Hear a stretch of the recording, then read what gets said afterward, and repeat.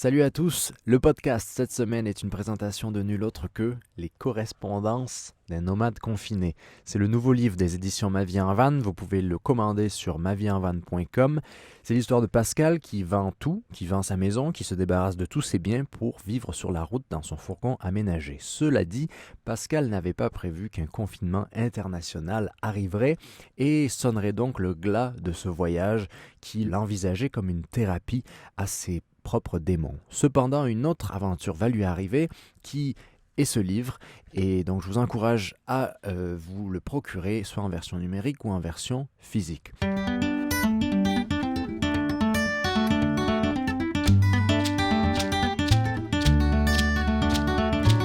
Bonjour et bienvenue dans un nouvel épisode du Show Nomade, le podcast 100% vie en van, présenté par votre ami Florent et enregistré sur la route en direct de mon petit campeur.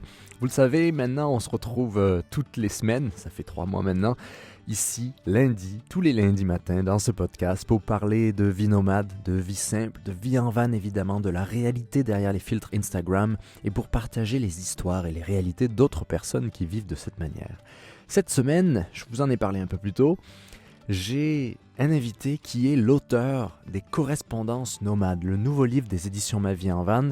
Je voulais vous le présenter, c'est un livre que j'ai eu beaucoup de plaisir à travailler avec Pascal, donc l'auteur et photographe de ce magnifique livre qui parle du confinement. Donc dans cet épisode, on va discuter du parcours de Pascal, de sa passion pour la photo, de comment ce livre est arrivé, de son expérience de confiné nomade à Saint-Priest-de-Torrion, dans le Limousin, et plein d'autres choses aussi. Donc je vous invite à venir avec nous dans cette discussion. Et si vous ne l'avez toujours pas, vous pouvez commander le livre sur correspondance avec un s.mavieenvan.com. Donc bonne émission à tout le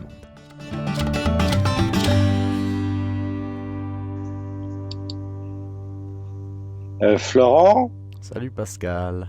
Tu vas bien? Tout va bien à Alors, Saint-Priest? si tu veux, là, en ce moment, c'est quand même, j'espère que c'est la fin d'une espèce de cascade de malchance, de trucs, quoi. Et j'espère que là, ça va être un peu plus, comment je dirais, un peu plus neutre, voilà, Ouais. quoi. Donc j'ai envie de reprendre la route. Là, je m'étais arrêté donc à Saint-Priest pour le livre, hein, comme je t'ai expliqué. Mhm. Ça m'a permis de revoir aussi beaucoup de personnes qui étaient venues me voir pendant que j'étais confiné là, quoi. Et c'est assez rigolo, quoi. Et là, je reprends la route au plus tard lundi, là. Voilà. Ouais. Direction où? Ah, je sais pas. Là, il y a une étape que je veux faire, c'est le lac de Vassivière. C'est un des plus grands lacs d'Europe, quoi. Ah, ok. Et puis après, je sais pas, quoi, parce que je ne m'impose pas de destination, quoi. Tu vois ce que je veux dire?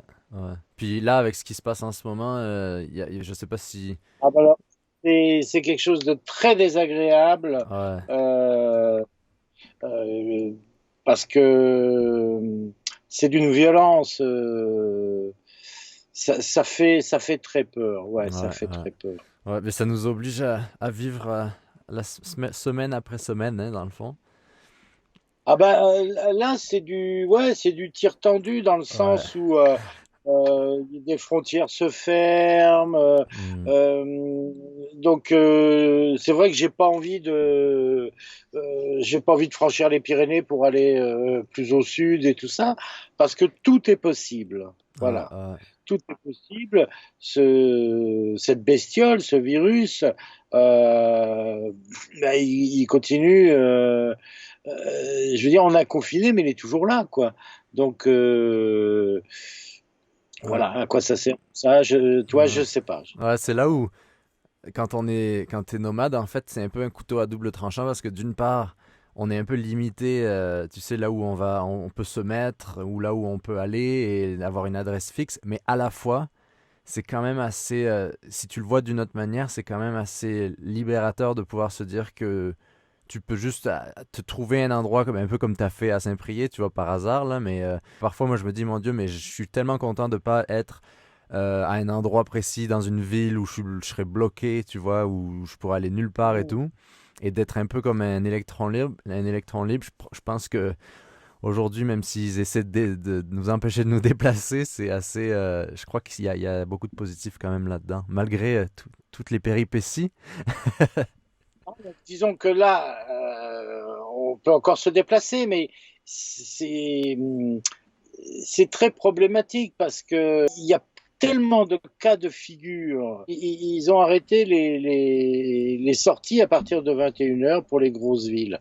Donc il y a tellement de cas de figure que Ouais.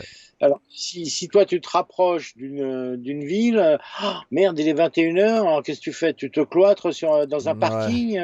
Ouais, puis, Sous- je sais pas, ouais. toi, il y a plein de choses comme ça. Ouais, puis toutes ces mesures, c'est difficile hein, à savoir. Je pense que la plupart des gens, puis on va en parler avec ton livre, là, mais c'est que on est un peu juste, un peu victime parce que même les gens qui mettent en place ces mesures, ils n'ont pas nécessairement une idée de qu'est-ce que ça va faire parce que les chiffres, les nombres, tout le monde utilise ça, tu vois, un peu n'importe comment. Alors tout le monde est un peu dans l'inconnu, donc c'est là où, ben, c'est ça, on est rendu à juste vivre au jour le jour, comme des bons van lifers.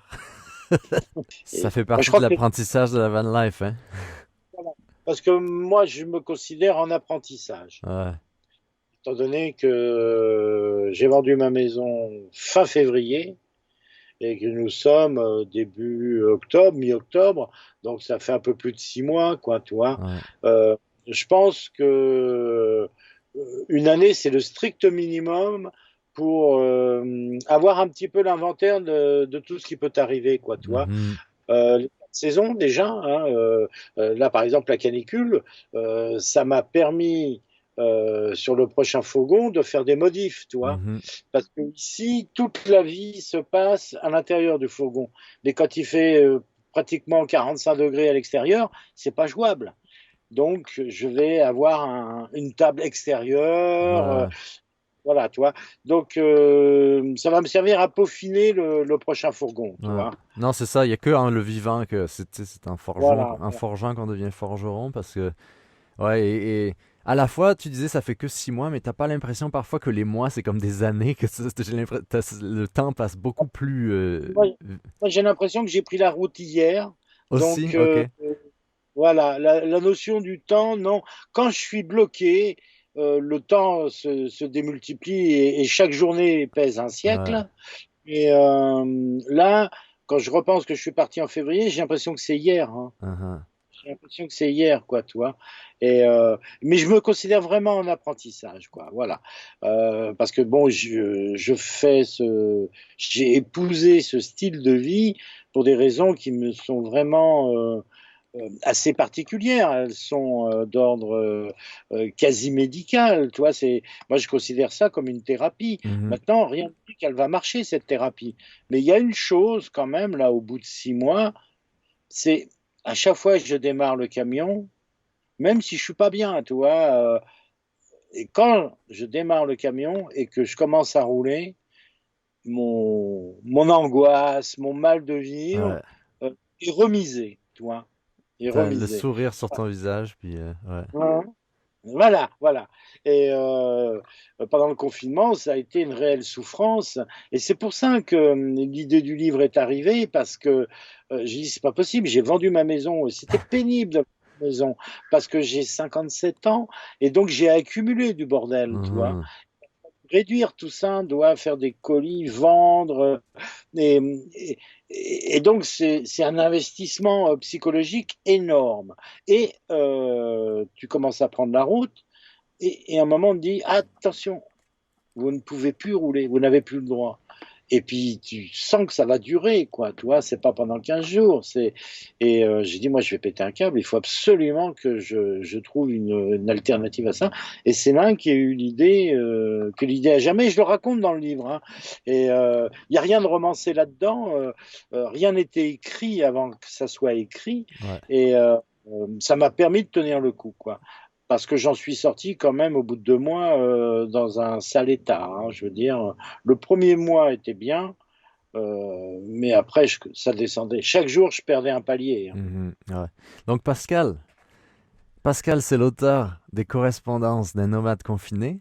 Donc Pascal, si tu devais te présenter à nos auditeurs, à ceux qui suivent Ma vie en van et tout le reste, comment tu ferais ça? Comment tu commencerais?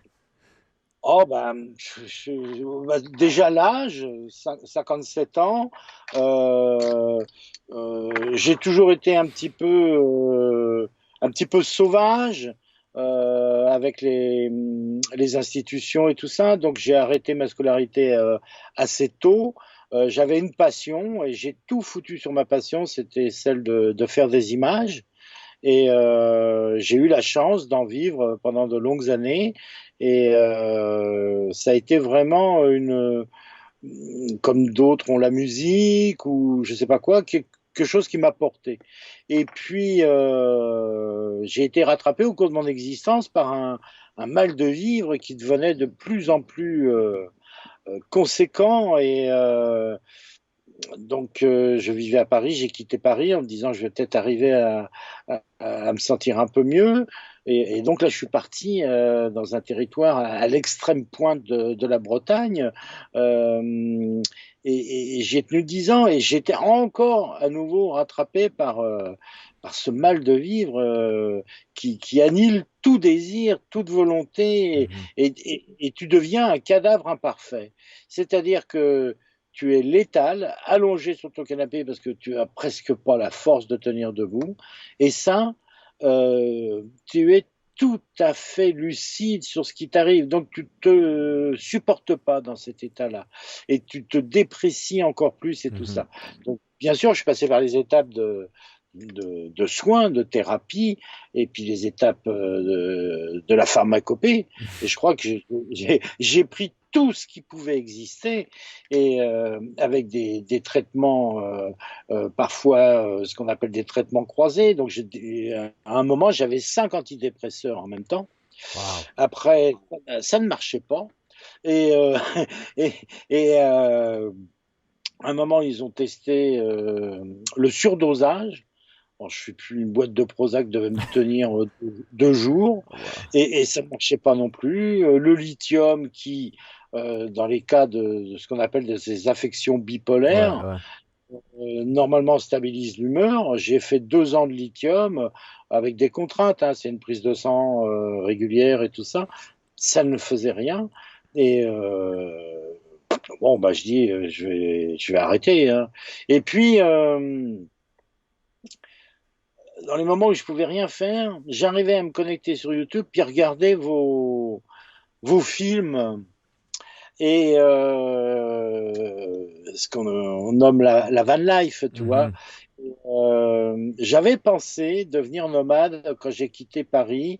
Et à l'époque, je dis, tiens, j'achèterai un camping-car. Et puis, de toute manière, je me sens mal dans une maison. J'avais un appartement, un petit appartement en plein centre de Paris, mais qui était cosy, confortable, tu vois. Ouais. Et j'ai mal comme un chien.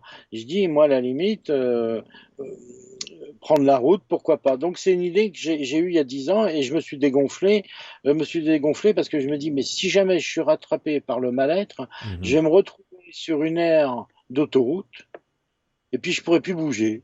Et mhm. puis dans 10 ans, on verra un mec avec une barbe pas possible. Et voilà, il a échoué sur une aire d'autoroute et voilà quoi. Mais t'as Donc mis je le me mot suis dit, là-dessus un peu, hein. C'est drôle ce que tu dis parce que tu sais, j'en parle souvent de ça. Et j'ai l'impression qu'avec tous les gens avec qui je fais des conversations comme ça dans les podcasts, on parle toujours de ce mot confort. Et tu le disais, là, ouais, c'est tellement confortable, c'est cosy, mais il y a un danger là-dedans tu vois, qui nous tétanise un peu parce que c'est très difficile de se dire, de s'en sortir et ça te prend et après, ben, tu vas moins prendre de risques parce que dans le fond, tu te dis, ah, mais j'ai tout fait pour arriver à ce confort-là et je suis chanceux d'avoir ce confort-là, mais il y a quelque chose ouais, de ouais. contre-intuitif un peu. Alors, je pense pas que ce soit le confort qui t'envoie des ondes négatives, si tu veux.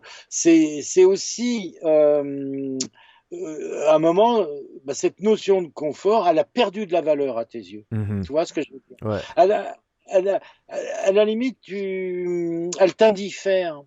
elle t'indiffère. Et la preuve, tu vois, ça fait 6 mois, un petit peu plus de 6 mois que je suis dans un espace hyper contraint. La maison faisait pas loin de 100 mètres carrés. Et je passais le plus clair de mon temps, quand j'allais mal, allongé sur un canapé. Et je souffre pas du manque d'espace, quoi, Mhm. puisque j'ai une autre relation, quoi. Dès que la porte s'ouvre, voilà, quoi. Et même quand il pleut avec Gaston et tout ça, bon, bah, c'est vrai qu'il faut qu'il se pousse, sinon je peux pas ouvrir le frigo, mais Oui, on Gaston, c'est ton négocie. chien, hein. D'ailleurs, on le Le voit. chien, il ronfle là. Mais Alors, ouais. il a quel âge? Alors Gaston va sur ses 10 ans et le problème c'est il commence à avoir beaucoup beaucoup de mal à marcher. Ah, ok. Et il a eu un accident de voiture quand il était jeune, vers 1 an et demi. Et il a un nerf qui est lésé au niveau de la traction de la patte, si tu veux. Ouais, Et là, bon, au bout d'une demi-heure, il s'assoit, quoi, tu vois. ouais, ouais. Donc, je suis un petit peu frustré parce que je voulais faire au moins 2, 3 heures de marche tous les jours, quoi. Euh, et là, le chien ne pourra pas suivre, tu vois. Et donc, bon, bah, voilà, je fais avec, hein, je veux dire, je vais pas l'abandonner, quoi. Mais euh, non, non, mais il y en a, il y en a qui se gêneraient pas, hein. Ah ouais, je le sais Mais bien, ouais. ouais, Et ouais, ouais, c'est fort. donc, revenons sur ton parcours un peu. Tu étais photoreporter, tu peux nous raconter? Alors, si tu veux, comme j'avais une passion qui était celle de faire des images et que je voulais faire des images et qu'elles soient publiées dans la presse, tout jeune, j'allais sur le champ des manifestations à Paris et tout ça. Je faisais mes photos et puis j'allais les montrer dans les rédactions. Et puis, c'était une époque, on était un petit peu avant les années 80, où quand tu es photographe, tu dois être capable de montrer ce que tu sais faire. Et, et tout de suite, ça a accroché, quoi. Donc, j'ai commencé à faire des piges. C'est comme ça qu'on dit la collaboration avec un organe de presse, de faire des piges pour le Figaro pendant l'été, en remplacement des photographes qui partaient en vacances, quoi. Et puis, j'y suis resté une année. Alors, je travaillais tous les jours. Et je développais encore mes photos. C'était à l'époque où c'était Ouais. encore de l'argentique. Donc j'allais sur le théâtre des actualités. Alors beaucoup de social, beaucoup de politique et des portraits, des choses comme ça. Je revenais de reportage, je développais, je faisais mes tirages et je les descendais à la rédaction. Et voilà, quoi. Et puis, bon, bah, j'étais quand même dans un journal un peu comment je dirais, un peu guindé, parce que moi j'étais plutôt dans une mouvance de choses de gauche et tout Ouais. ça, quoi. Au bout d'un an avec le Figaro, je suis allé voir et j'ai travaillé après à Libé, à Libération, comme pigiste régulier, quoi. Et puis ça s'est enchaîné de fil en aiguille, Mhm. tout en restant toujours freelance. Voilà. Ouais. J'ai travaillé pour des petites agences de presse, mais jamais dans des grosses agences de presse. Et j'ai travaillé principalement sur des thématiques sociales, comme au début, bah, c'était le début de ce qu'on appelait les SDF. Donc c'était la nouvelle pauvreté. Mhm. Donc j'ai travaillé beaucoup, beaucoup là-dessus, quoi. Et puis, et puis voilà, quoi. J'ai eu un parcours comme ça. Et puis après, ça s'est un petit peu institutionnalisé. C'est-à-dire que j'ai travaillé pour le journal qu'on avait dans les avions, là. Ouais. À l'époque, il y avait les lignes intérieures, ça s'appelait Air Inter. Maintenant, tout s'appelle Air France. Et là, c'était des portraits économiques des régions, des villes et tout ça. Donc ça, pendant 5 ans, j'ai fait tout l'hexagone, de haut en bas, mais toujours en direction des usines, des zones industrielles et tout ça, Ok. quoi. Au bout d'un moment, j'en pouvais plus, quoi. C'est drôle, ils faisaient la promotion de ça. Tu te dirais, ils feraient la promotion des parcs et des forêts, des Ben petits non, artisans. j'avais la rubrique économique, donc le portrait économique d'une région. Ok. Alors, il y avait quand même des choses très sympas quand on allait dans des régions où il y avait quand même, je sais pas, des fromages, du vin et tout ça, c'était Ok, quand sympa. même. Ouais. Mais j'allais quand même pas mal dans des grosses usines, des choses comme ça, Les quoi, tu fiertés vois. régionales, ouais. Voilà, voilà. Et Et est-ce que tu crois que je veux te poser la question parce que en tant que freelanceur, tu sais, en tant que pigiste, parfois il y a une sorte de stress un peu latent qui nous entoure dans la recherche de contrat ou la peur du mois suivant. Est-ce que c'est quelque chose qui t'a jamais touché et qui aurait peut-être contribué, tu sais, à comment tu as évolué avec tes... alors, j'ai eu énormément de chance parce Ouais. que tout s'emboîtait très très bien. Dès que je claquais la porte d'un endroit parce que je m'y sentais plus bien ou je sais pas quoi, euh, j'avais aussitôt une nouvelle collaboration qui se profilait. C'était pas forcément des collaborations. J'ai pas travaillé pour Géo, j'ai pas Mhm. travaillé pour des magazines que j'aurais aimé travailler, tu vois. Mais mais Mais on l'oublie ça souvent, hein, parce que on pense toujours à tes photographes, tu travailles pour National Geographic ou quoi. Euh, la réalité, c'est qu'il y a beaucoup de pigistes, il y a beaucoup de gens, de photographes, d'auteurs, de rédacteurs, de quoi que ce soit. Et il y a beaucoup de travail, mais c'est pas que aller filmer les ours polaires, tu vois. ah non, puis si tu veux, un magazine comme Géo, il y a très peu d'élus, hein. Il y a très Mhm. très peu d'élus. Ouais. C'est comme la personne qui dirait je veux faire du cinéma ou je veux être chanteur ou chanteuse. Ouais. Euh, Elle peut très bien être, comment je veux dire, bah, se retrouver dans des séries télé, faire de la figuration. Des Et ça, pubs, ça ouais, peut très ouais, bien. ouais. Ou de la pub. Encore la pub, il sera bien payé ou elle C'est sera bien. ça. Mais voilà, le chanteur hop, peut très bien se retrouver à animer les bals populaires. Ouais, ouais. Ouais, si Euh, tout est dans parce que c'est ça, c'est beau d'avoir du talent, c'est beau aussi de travailler, parce que c'est une grande partie, on l'oublie parfois, mais il y a aussi le réseau dans ces milieux-là. Et c'est là où on va peut-être en revenir à ton livre, c'est que c'est là où moi, en tout cas, j'ai trouvé ma place, c'est que j'étais aussi dans ces milieux-là pendant ma jeunesse, ma jeune vingtaine. Et en fait, c'est là où YouTube, ou l'Internet, ou les plateformes où tu te crées ta propre plateforme vient comme une sorte de réponse et d'antidote à ce monde de contacts et de réseaux que si t'as pas la clé de la porte ou la bonne carte ou la bonne personne, parfois tu vas pas avoir accès à certaines choses alors que tu pourrais très bien les faire. Et toi, est-ce que, ben, d'où ton livre, tu as eu cette idée? D'abord, d'où est venue cette idée de faire ce livre? Et pourquoi tu étais venu me voir pour me demander si tu voulais qu'on le publie ensemble? ouais.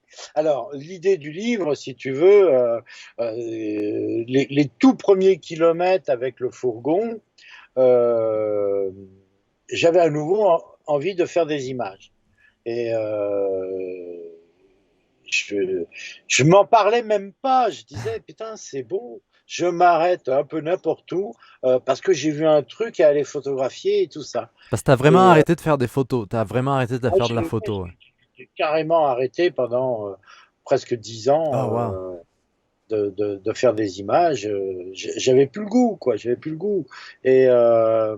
Et, puis, ouais, voilà. Et je me dis, à quoi ça sert? Il y a trop d'images et tout ça, quoi. Mhm.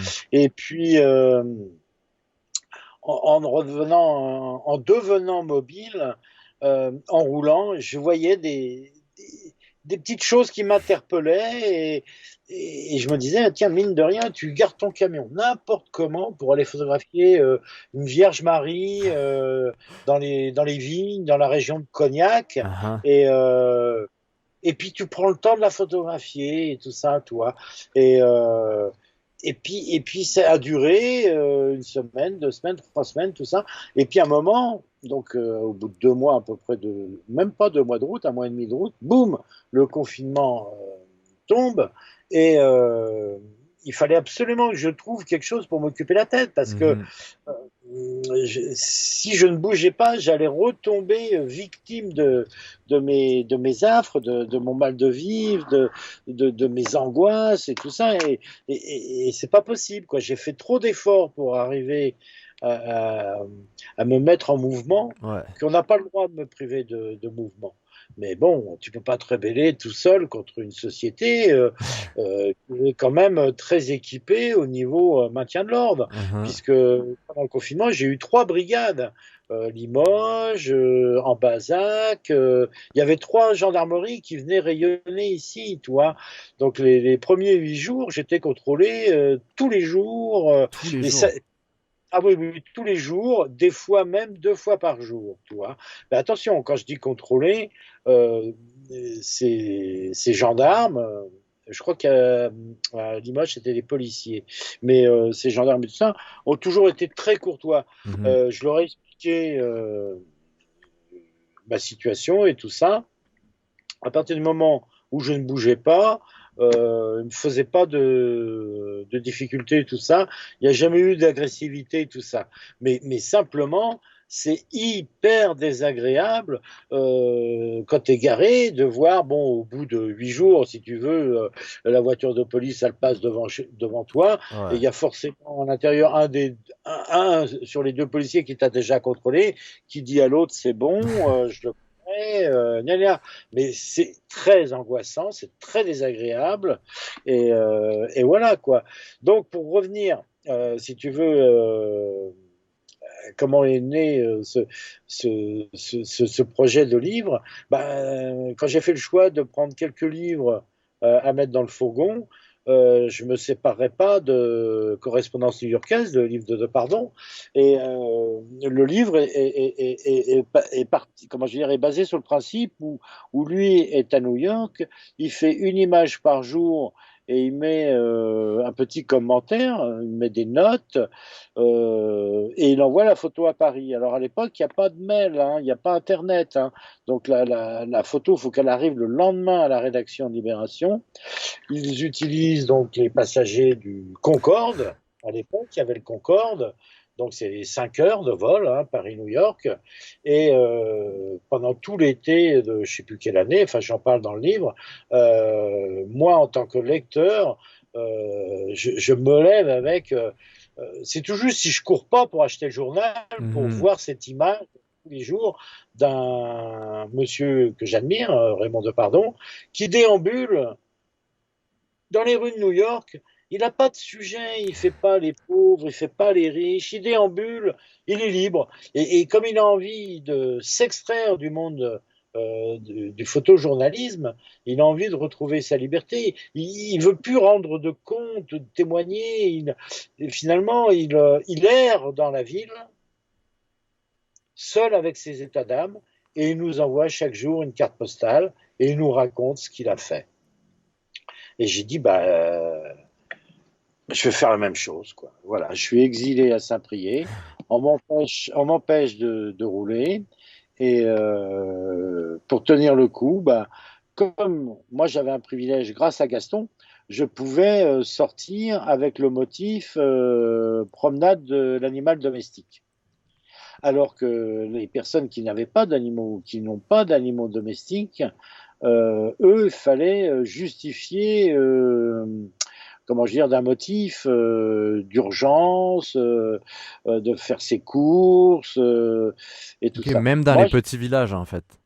ouais, même dans les petits villages, puisque ici, on était quand même, je te dis au début, très contrôlé, et après, c'était généralement en fin de journée, la voiture de police s'arrêtait, et là, il contrôlait de temps en temps, pas tout le temps, mais il se montrait, tu vois, Mhm. il faisait le signe au volant de leur bagnole, et de temps en temps, il demandait si tu avais l'attestation ou pas, quoi. Ouais. Moi, ayant un chien, on m'a jamais demandé l'attestation, Mhm. parce Voilà. que j'avais le bon motif. Il y a que- On aurait pu me demander si j'avais dépassé l'heure, parce qu'on avait droit à 1 heure. Oh, Ah, mais waouh. c'est dément. Mais c'est ça Alors, qui fait peur aujourd'hui. Et je veux pas trop qu'on s'en aille là-dedans, mais c'est très dur pour moi de pas y aller sur ce sujet-là. Sur ah ouais, Aujourd'hui, tu vois, il y a beaucoup les gouvernements essaient de te faire de télécharger l'application sur ton téléphone. Si tu fais l'update dans ton iPhone, il y a l'application qui se met automatiquement de traçage donc de tes heures et des lieux où tu vas. Et moi, dans ce confinement, j'ai eu la chance moi, là où je vis, dans les montagnes et dans l'ouest du Canada, certes, il y avait le confinement, mais là où j'étais, on le voyait d'une autre manière que beaucoup d'autres personnes. Mais à la fois, c'était très intéressant de voir comment la plupart des gens, on accepte ce qu'on nous impose parce qu'on nous dit c'est pour le bien commun, etc. Mais ça reste que ça crée un précédent parce que dans la constitution d'une démocratie, n'importe quelle démocratie, c'est dans toutes nos constitutions, hein, que tu sois en France, au Canada, aux États-Unis, tu as la liberté de circuler, de te réunir et de t'exprimer. C'est ça qui fait une démocratie.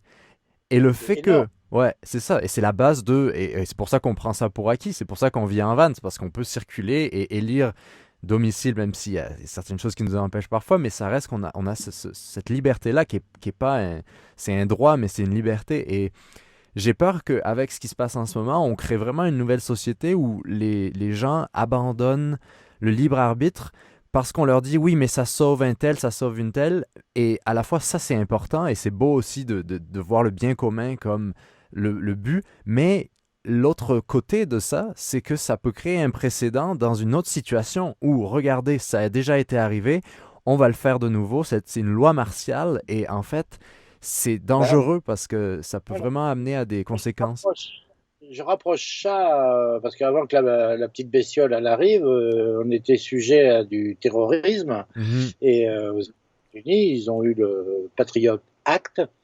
Ouais, Dès que tu es, sous prétexte que tu peux être suspecté d'une activité terroriste, sous prétexte que tu as croisé dans la rue un ouais. gars qui est parti de leur fichier et que tu as demandé du feu pour allumer ta cigarette, Mhm. et là, ils ont le droit de tout.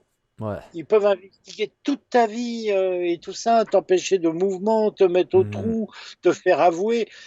Et moi, j'appelle ça l'inquisition. Ouais. Mais ce qui est très intéressant, c'est qu'aujourd'hui, au lieu cette inquisition, qu'elle soit forcée, manu militari, elle l'est quand même un peu, mais la plupart d'entre nous, on le fait par nous-mêmes en mettant nos informations sur Facebook, en donnant nos données sur Google et toutes ces choses-là. Et ça, c'est la beauté du truc.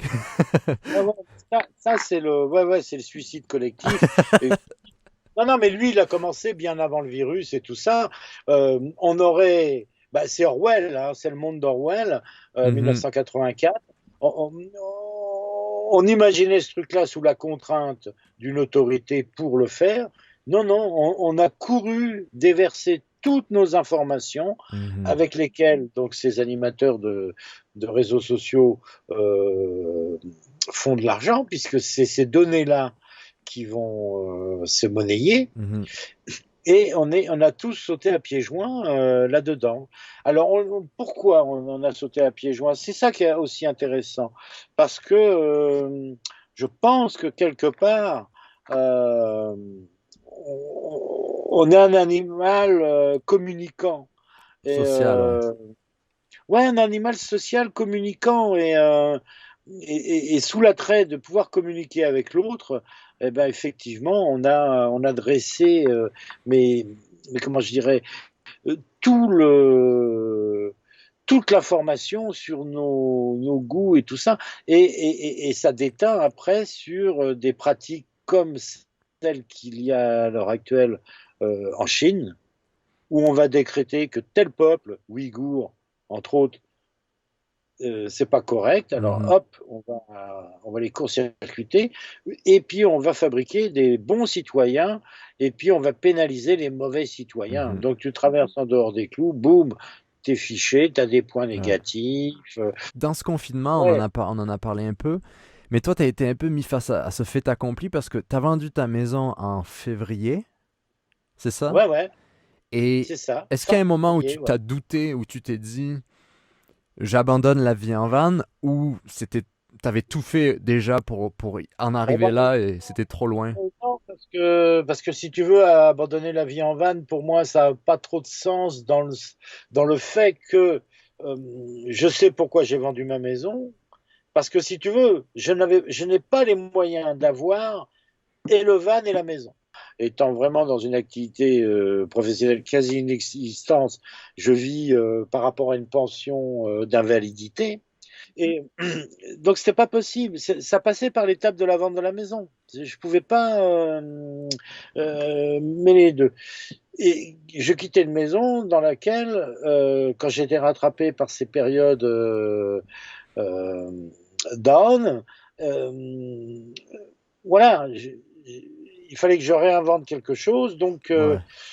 moi, je suis capable de penser, oui, j'arrête, oui, je continue et tout ça, mais sans plus de conséquences, sans plus de conséquences.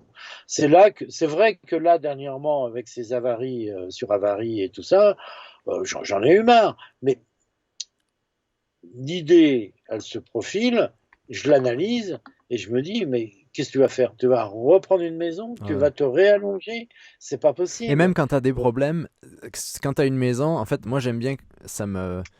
Chaque fois que je pense, quand on a tous des problèmes mécaniques, des problèmes électriques, quoi que ce soit, mais t'aurais la même chose si tu vis dans une maison, t'as ton chauffe-eau qui tombe en panne, t'as une panne d'électricité, t'as ci, t'as ça.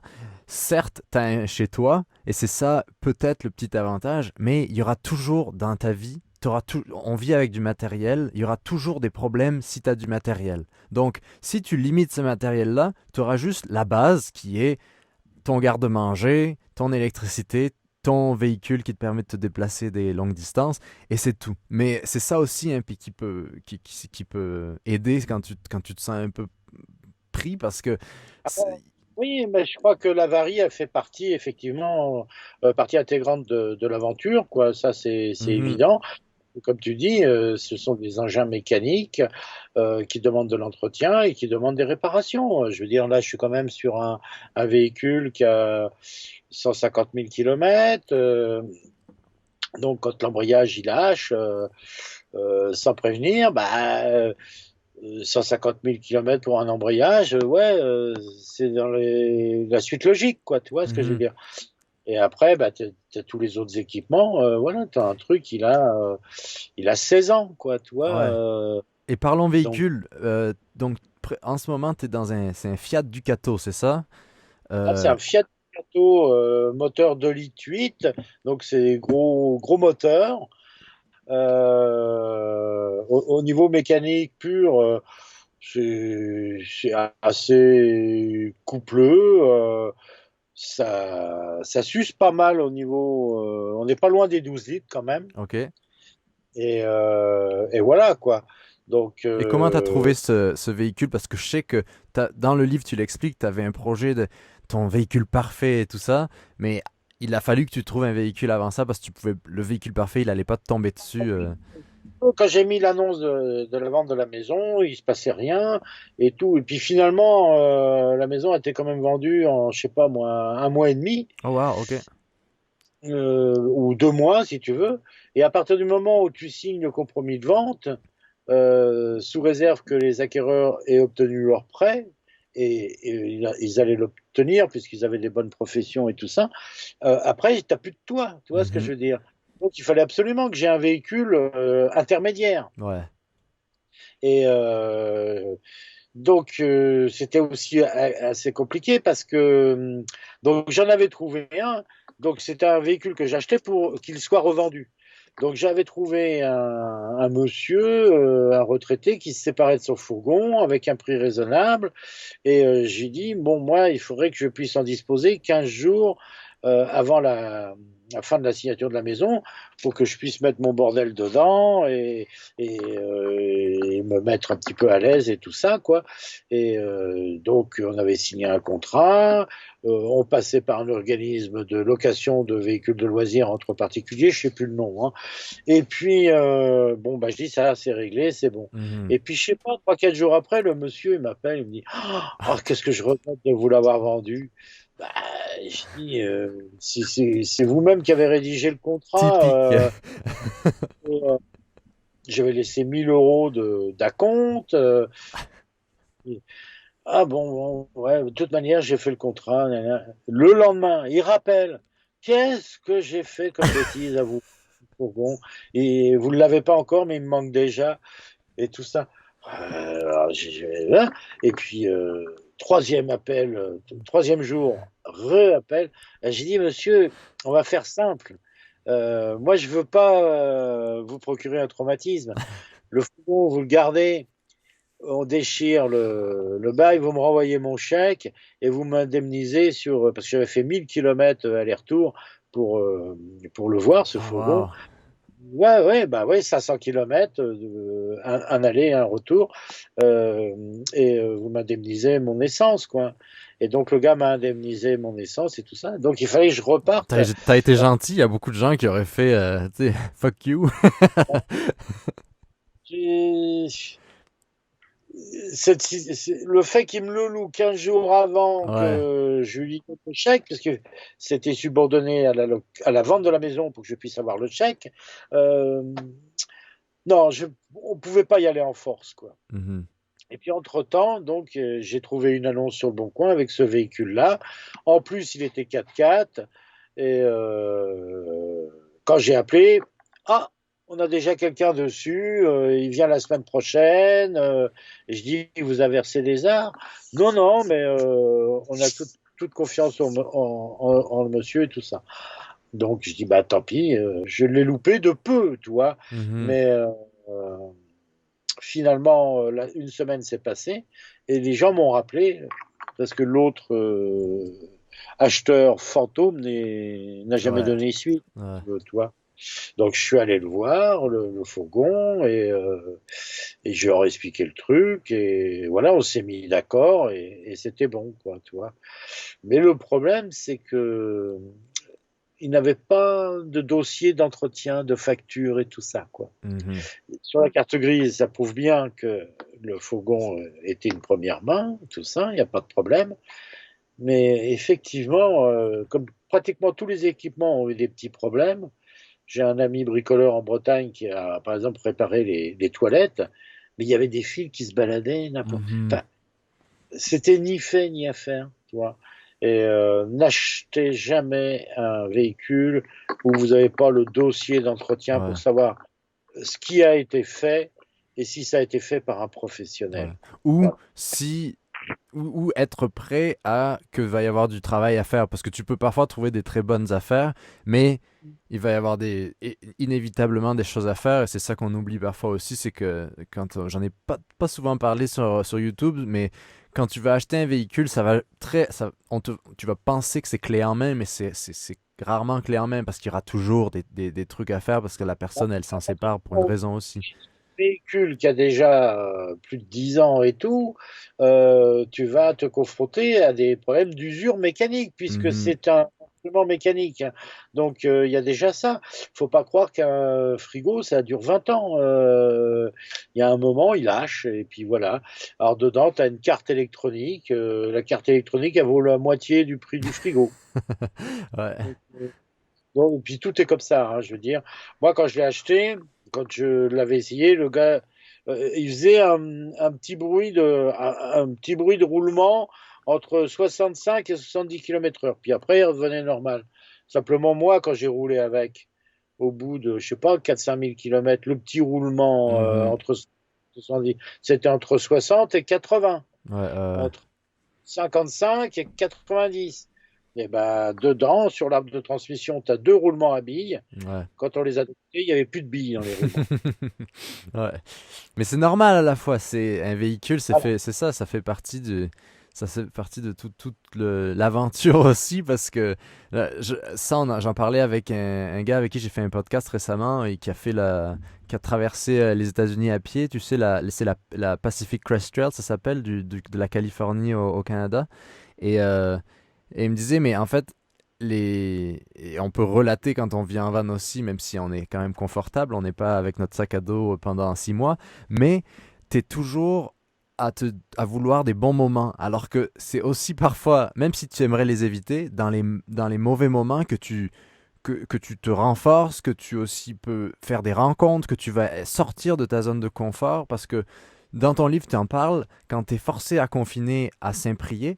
D'abord, je voulais te demander comment tu as atterri à Saint-Priest, mais quand tu as été forcé d'atterrir à Saint-Priest, mais tu as pu faire des rencontres. Là, tu y es en ce moment, tu fais des amis, tu as fait ce livre. Enfin, il y a plein de choses positives qui sortent Oui.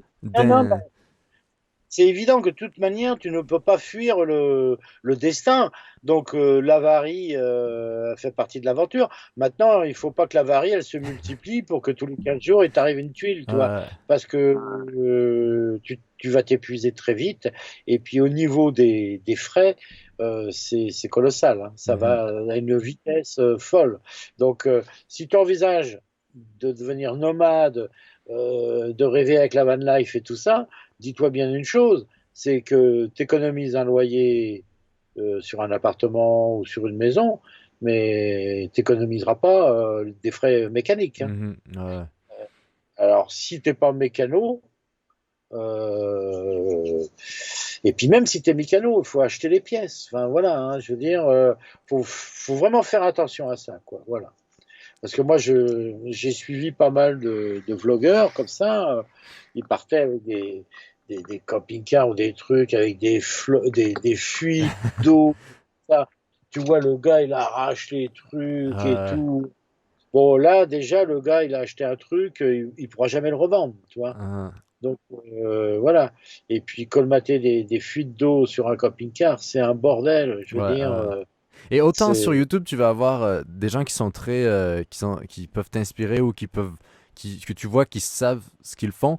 Mais ce qu'on voit pas, c'est qu'en fait, il y a beaucoup de gens, et eux, ils le partagent pas sur YouTube, qui achètent des trucs complètement détruits et qui vont le refaire, mais parfaitement. Et ça, le problème, c'est qu'on va pas le voir. Donc tu te dis, c'est pas vraiment impossible ou quoi, mais il y a beaucoup de gens qui le font. Et j'ai des amis ici qui ont acheté un vieux Datsun, c'est une marque japonaise.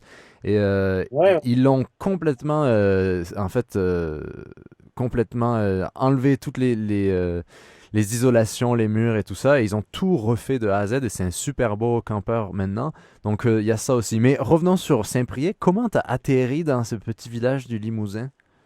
eh ben, je venais de Bordeaux. Alors, à côté de Bordeaux, il y a une petite banlieue qui s'appelle Pessac. Et là, il y a l'entreprise qui va me faire le van dont entre guillemets, je rêve, quoi. Ouais, C'est-à-dire avec un aménagement qui va correspondre à ce que j'ai envie et ce que j'ai besoin avec des équipements choisis. Voilà. Alors que là, je suis dans un espace avec des équipements que j'ai pas choisis. Moi, par exemple, je veux plus de gaz mhm, dans mon futur van.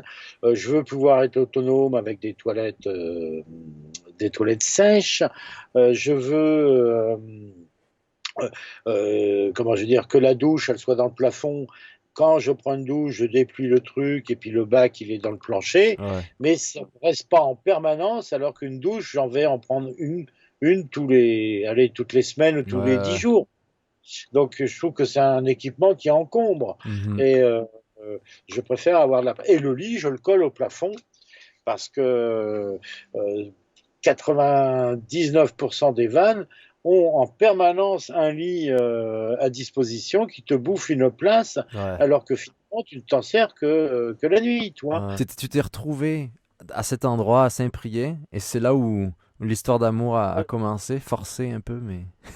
Ben, si tu veux, le spot sur l'air était quand même pas mal, puisque je suis entre un tilleul et un chêne américain, et j'ai la rivière Le Torion Mhm. à 10 mètres. Donc, et en même temps, j'ai accès à tous les commerces d'un petit village, quoi, tu vois. Ouais. Donc, on va rester là. Et puis, donc, j'ai essayé de contacter les gens à la mairie, mais comme c'était une ville déserte et fantôme, je voyais pas grand monde, quoi. Et au bout de, je sais pas, 5 6 jours, là, j'ai pu avoir le maire, l'ancien maire, et j'ai expliqué, j'ai dit, est-ce que je peux rester là? Il me dit, bah, bien sûr, il n'y a pas de problème. Et j'ai dit, est-ce c'est possible d'avoir un branchement électrique, quoi, puisque moi, j'ai pas de panneau photovoltaïque, tu vois, Ouais. et, et tout fonctionne sur le groupe, tu vois. Et il me dit, bah oui, oui, il n'y a pas de problème. Il m'a branché comme je suis à côté d'un stade, il y a des Ouais. vestiaires. Il y a la On a photo hein, tiré, dans le livre. Elle est ici, la ouais, photo. Ici. C'est ça? Exactement, exactement. Donc, sur la droite de l'image, il y a la rivière, Ouais. et sinon, bah, c'est un espace où il y a un stade, et, des vestiaires du stade, on a tiré un câble. J'ai commandé un bobino sur Amazon d'ailleurs, et puis voilà, toi. Je suis venu, comment dire, parce que avant d'avoir le bobino, je m'étais mis à côté du vestiaire. Mhm. Et là, je suis revenu à ma position initiale, c'est-à-dire près du Torion et près de la rivière, quoi. Voilà. Et donc, bah, j'étais pas mal. Non, T'étais bien posé, là, pour au ouais, moins, malgré tout. parce que parce que même pour aller se balader à pied, promener le chien, tout ça, c'est hyper plaisant, quoi, tu vois. Et puis le fait d'être dans un village, il y a les commodités, les commerçants, le pain, Mhm. et tout ça. Et puis bah, de fil en aiguille, il y a la presse locale qui a fait un écho. Ça fait que bah, tout le monde dans le village me connaissait, quoi. Dès que j'allais chercher du pain et tout ça, ah, c'est vous le monsieur qui est. La mascotte. Voilà, un peu, ouais, ouais, ouais. Et, comme il s'était dit que je venais de Bretagne, bah, tous les Bretons de Saint-Priest passaient, t'as besoin d'un coup de main et tout. Et je dis non, non, mais moi je suis pas à plaindre, hein, franchement, voilà. Et puis mine de rien, bah, il y a un vieux monsieur là qui s'appelle Jean. C'est lui qui m'a offert l'hospitalité là pendant que j'ai déposé le fourgon chez le réparateur. Et voilà, on se téléphone, tu Mhm. vois. Alors, t'es où, là t'es Ouais, où les avec amitiés ton... se sont forgées, ouais. Voilà, voilà, avec un monsieur qui a 79 ans, tu vois ce que je Mhm. veux dire? Et il est adorable, ce monsieur, il est adorable, tu vois. Puis d'autres personnes plus jeunes que moi, et tout ça, quoi. Ouais. Donc, donc c'est bien aussi quand tu es nomade en mode solo, d'avoir un peu de chaleur humaine. Et donc, c'était vraiment pour moi euh, prévu que dès que le livre serait imprimé, que je vienne l'apporter à l'ancien maire qui m'avait connecté au courant, Mhm. et puis faire connaissance donc alors j'ai pas vu la maire actuelle, mais j'ai vu une dame qui travaille à la mairie, et je dis voilà, moi si vous le souhaitez, je peux faire une petite présentation au public, et tout ça, et puis surtout mettre en avant que moi, l'étranger, en temps de virus, ici, il y a pas eu une once d'hostilité, Mhm. alors qu'ailleurs, moi je suivais un petit peu les choses sur YouTube et tout ça, on voit des nomades qui se font expulser par les gendarmes, quoi, tu Ouais, vois. dans toutes les régions, il y avait trop dès qu'il y a trop de monde, en fait, c'est pour ça que quand tu m'as parlé du projet et que tu m'as raconté un peu et que j'ai vu où c'était et tout, ben j'aimais bien parce que certes, ça parlait du confinement, donc les gens, tu peux te dire, oh non, pas encore ce confinement, ils nous en parlent tout le temps. Mais ça résonnait beaucoup avec la van life comme je la conçois, c'est-à-dire que en tant que nomade à temps plein, on va aller souvent dans ces petits villages, dans ces petits endroits qui sont rarement fréquentés, à part si tu vis là, où les gens ils vont juste être de passage. Mais toi, tu vas rester là, bon, parfois trop longtemps si tu es confiné, mais pendant quelques Ouais. jours, et tu vas contribuer d'une certaine manière à la vie du village. Et donc, c'est dur de voir les nomades rejetés dans tellement de municipalités touristiques, alors qu'il y a plein de municipalités que si toi, tu es quelqu'un de responsable et que tu fais pas le bazar et tout ça, comme en fait la plupart des nomades sont, on respecte les lieux et au contraire, on veut préserver ces lieux et c'est là où on se sent bien, pas dans les grandes villes ou dans les endroits touristiques, tu vois, Non, c'est... non, non, non, je mets plus les pieds dans une grande ville. C'est voilà, ouais, ouais, non, non, c'est que ce sera des toutes petites bourgades, Mhm. voilà quoi. Parce que de toute manière, la ville m'oppresse, toi. Je veux dire, déjà Ouais. quand j'ai quitté Paris, je te dis, j'ai habité à Plogoff. Plogoff, c'est 1000 habitants sur une étendue de plus de 10 kilomètres de long, tu vois. Mhm. Ouais, Donc c'est magnifique, quoi. voilà, une densité de population très, très, très peu élevée, quoi. Et maintenant, je suis mal quand je marche dans une ville Mhm. où je suis obligé d'aller dans une ville. Ça n'a pas de sens pour Ouais. moi, la vie. tu Ouais, vois. c'est comme une corvée, c'est comme un mal nécessaire parfois, parce que les villes, elles ont des choses que tu peux trouver plus facilement, disons, mais je crois qu'on est beaucoup à vivre ça, cette oppression de la ville. Et souvent, ça va souvent venir de gens qui ont vécu dans des villes, tu vois. Ah, Et à un j'ai moment, il y a un vécu trop-plein, en fait. j'ai vécu à la capitale, j'en ai bien profité, j'y étais heureux et tout ça. Puis à un moment, comment je vais dire, tout ça s'est fané Mhm. et cet endroit qui te procurait du plaisir te donnait des sueurs froides, quoi, tu vois, je veux dire. Et si tu veux, tout le temps que j'ai passé à Paris, moi j'ai vu la montée de l'agressivité, Ouais. une violence, Trop de gens. mais une violence, voilà. C'est-à-dire que je me rappelle dans la porte de mon immeuble, on avait une porte en verre. À chaque fois qu'on sortait, on regardait s'il y avait quelqu'un derrière et on tenait la porte et tout ça. Et j'y suis resté 10 ans. Ça, je me rappelle, quand je suis parti, les gens lâchaient la porte. Ouais. Et tu te prenais la porte dans la gueule. Mhm. Et si ça leur plaît comme ça, tant Ouais. mieux. Mais bon, moi, je n'adhère plus trop à ces choses-là. C'est vrai que là, je suis parti vraiment dans un autre cheminement, un autre. Il faut que je me réinvente, faut que voilà, je suis un peu en dissidence de la société, Ouais. quoi. Tu vois, Tu parlais je, de... en- Oui, on est en marge, et tu parlais de Raymond Pardon plutôt, et là, de que tu veux te réinventer. Je me posais la question, je sais pas si ça... Tu vas comprendre, mais c'est quoi ton processus créatif? Alors là, si tu veux, après donc correspondance d'un nomade confiné, j'ai commencé quand j'ai repris la route, ce que j'appelle des carnets d'errance. Donc j'ai là aussi fait appel à mon ami de pardon Ah et tu as acheté ce petit livre là et qui traite de l'errance. Alors l'errance c'est pas seulement un voyage, c'est une forme de ah. voyage. Mhm.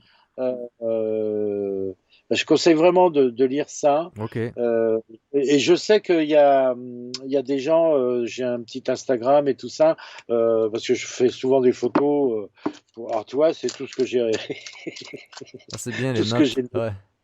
Et voilà, parce que c'est à chaque page, à chaque mot, et je le lis souvent au hasard. J'ouvre et hop, je m'en refais une ressucée pratiquement tous les jours d'une page au hasard, parce que c'est fait aussi pour ce. J'en parle aujourd'hui dans l'Instagram que j'ai fait, parce que c'est vraiment fait pour être ouvert comme ça. Alors qu'est-ce que c'est l'errance? L'errance, bah, c'est un voyage qui est à l'intérieur autant qu'à l'extérieur, et moi, j'essaye de. J'ai pas de programme. Voilà, j'ai pas de programme. Je m'en fous des trucs touristiques. Je m'en fous de pas aller voir telle cathédrale, tel musée, tel truc et tout ça. Ce Mhm. qui va m'intéresser, c'est de rouler. Sur mon GPS, je vais mettre un cap, une ville, et puis dès que je peux, je tourne à droite ou à gauche et je vais là dans des lieux improbables. Voilà. Mhm. Dans le village qui, lui, ne voit passer peut-être qu'une voiture par semaine, si tu veux, toi. Et puis voilà, mais je tiens quand même un cap, si tu veux, toi, Ouais. parce que j'aime pas repasser, j'aime pas tourner en rond. Hein, je veux dire ça, j'ai horreur de ça.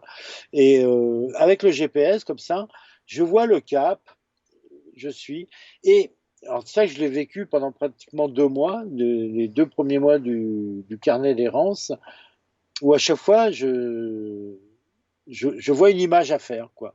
Moi, j'aime beaucoup cette relation qu'en tant que nomade, on peut avoir avec les petits villages et avec les endroits un peu ruraux ou des endroits plus reculés. Et c'est une forme aussi adoption de ces endroits-là qui ont été un peu abandonnés par le développement justement des villes, des agglomérations, des métropoles.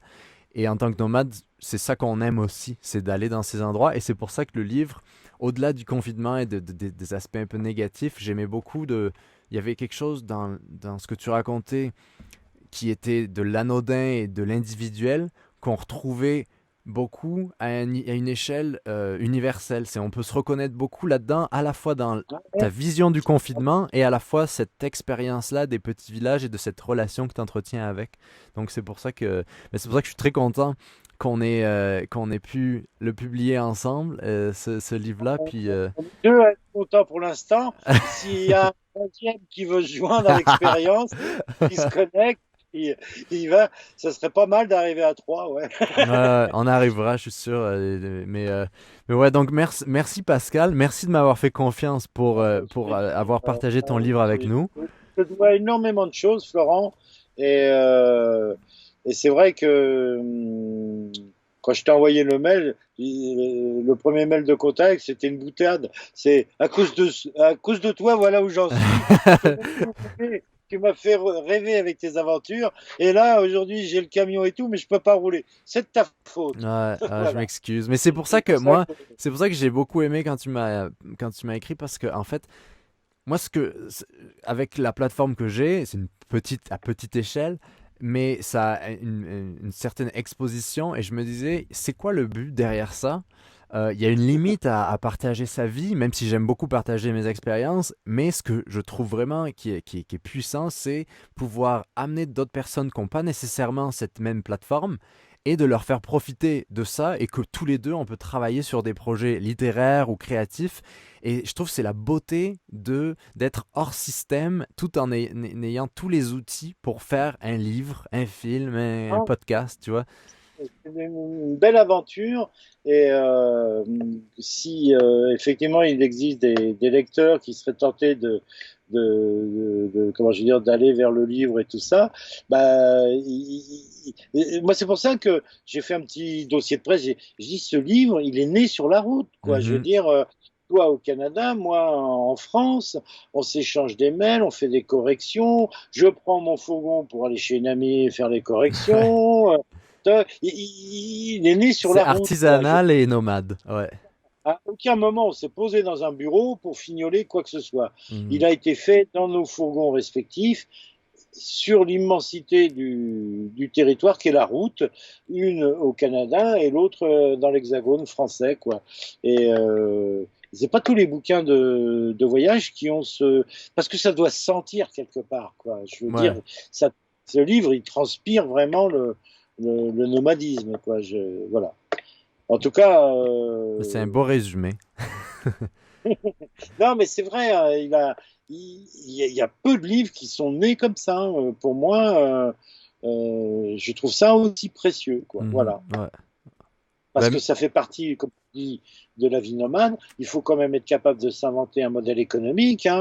On vit pas d'amour et d'eau fraîche. Moi, j'ai un peu d'avance parce que j'ai eu la chance de vendre une maison, mais le capital, il va vite être bouffé. Donc, il faut se réinventer économiquement des possibles. Et ben là, c'est une belle démonstration aussi, hein, d'une maison d'édition nomade. Je crois que il faut l'encourager, hein, aussi. mhm. Ouais, Voilà. ouais. Non, parce que c'est ça, c'est beau de. Parce que c'est ça, je trouve ça beau la façon dont la vie nomade, ça encourage les gens à vivre de leur passion, en fait. Et la création, ça a une valeur. Et malheureusement, aujourd'hui, peut-être on l'oublie parce qu'il y a beaucoup de choses qui sont gratuites dans la vie. Enfin, moi, je fais plein de contenus gratuits aussi, tu vois. Et c'est ça. Ouais, Sur Instagram, quand tu partages quelque chose, c'est gratuit et c'est beau, en fait, ça, cette culture et ce divertissement qui est à portée de main. Mais il y a quand même aussi cette importance de réaliser qu'il y a une valeur derrière les livres. Et c'est pour ça que je trouvais ça beau, le challenge de faire un. Ça a été long et parfois fastidieux, mais de faire un livre photo parce que j'avais jamais. Pour moi, faire des livres écrits, c'est ça que j'aime faire et que c'est beaucoup plus facile à faire. Mais la photo, c'est complètement un autre monde. Et je trouvais ça beau, le défi aussi d'essayer quelque chose de nouveau et de toujours se renouveler. Et ouais, non, t'as c'est. une audace. euh, non, non, t'es un guerrier, Je t'es pense pas. le guerrier du bien. Et J'essaye, parce qu'il y a ah des non, gens qui non, m'ont montré et que j'essaie d'être comme eux, tu vois, et c'est ça que j'essaie de partager. C'est que il y ah en non, a bah, marre d'être les uns contre les autres, il y en a marre de se bouffer, tu vois, d'être. À un moment, il faut se dire, ok, on est ensemble, on vit ensemble, il y a de la place pour tout le monde si on le veut, si on le décide. Et c'est ça qui est beau là-dedans. et que cette aventure-là, elle s'offre à tout à chacun à n'importe quel moment de sa vie. Mais en tout cas, souvent, elle s'impose à toi. Ouais. Elle s'impose à toi et toi, tu n'as qu'à te soumettre à ça en essayant de prendre des précautions quand même, parce que moi j'ai passé l'âge de naïf quand même à 57 ans, donc je sais qu'il y a des déboires et tout ça, parce que c'est beau, bien beau de rêver, et le cauchemar est aussi un rêve, je veux dire, il faut pas. Alors moi, c'est avec beaucoup, beaucoup d'humilité, parce que je te dis, je suis en apprentissage, quoi.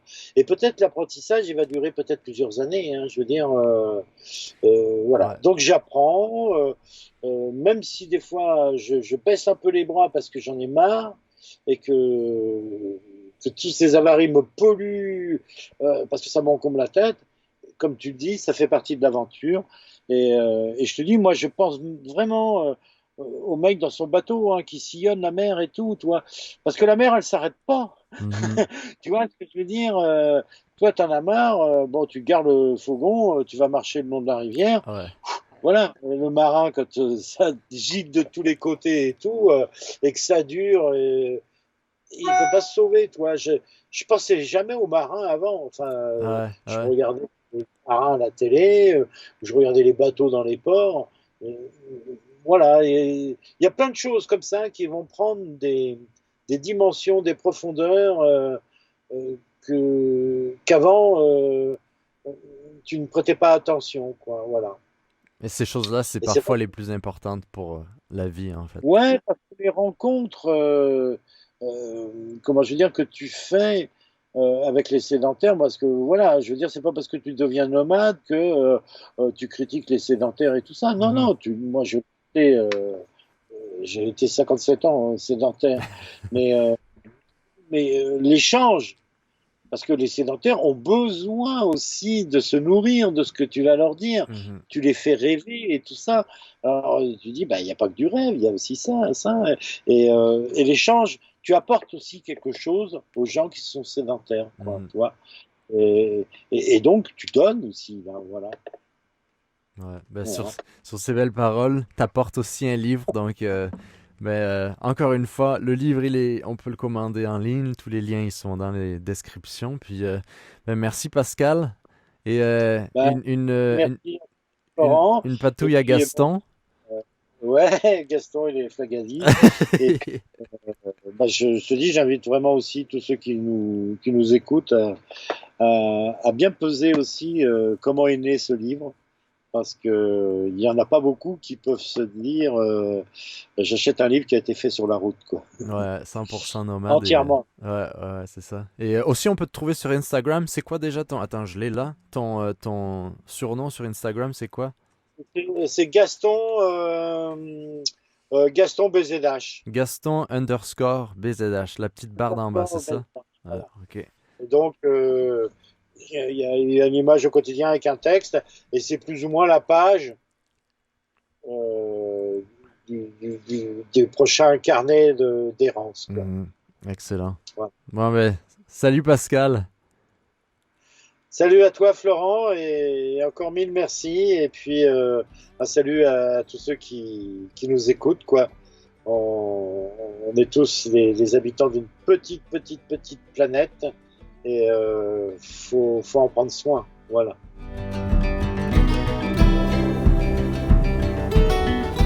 C'est tout pour aujourd'hui. Merci d'avoir passé ce moment avec nous. Si vous aimez le podcast, n'hésitez pas à en parler autour de vous, partagez les épisodes sur vos réseaux. Laissez-moi 5 petites étoiles sur vos apps de podcast, ça aide vraiment. Donc je vous donne rendez-vous dans une prochaine vidéo sur YouTube et à lundi prochain pour un nouvel épisode du Show Nomade. Portez-vous bien et vive le van. Ciao!